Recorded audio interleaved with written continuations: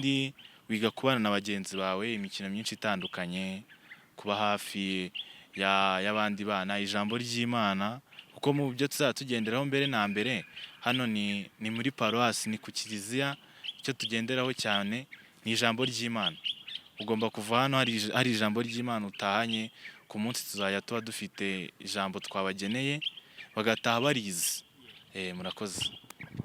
Ibyo muziga harimo na fashion, wakumva fashion isobanutse gute mu magambo, ese fashion yakangura gute umuntu mu buryo bw'ubwenge cyangwa se yamufasha iki mu buryo bw'ubumenyi?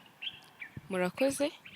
Ikintu fashion ifasha umuntu nyine bwa mbere na mbere nyine igira income.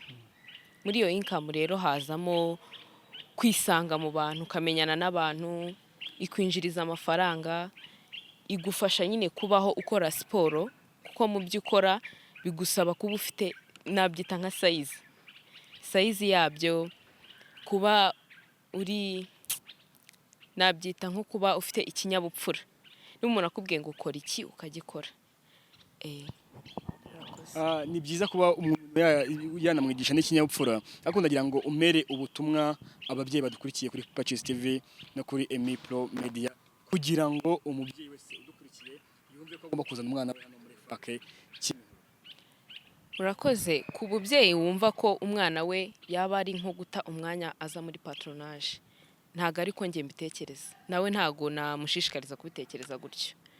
Patronage idufasha ibintu byinshi umuntu atabasha kuvuga, cyane nko kuba umwana iyo yiriwe mu rugo akarangiza akazi ahita ahitira muri filime, muri telefone, ibyo gusa umunsi ukaba urarangiye agahita aryama.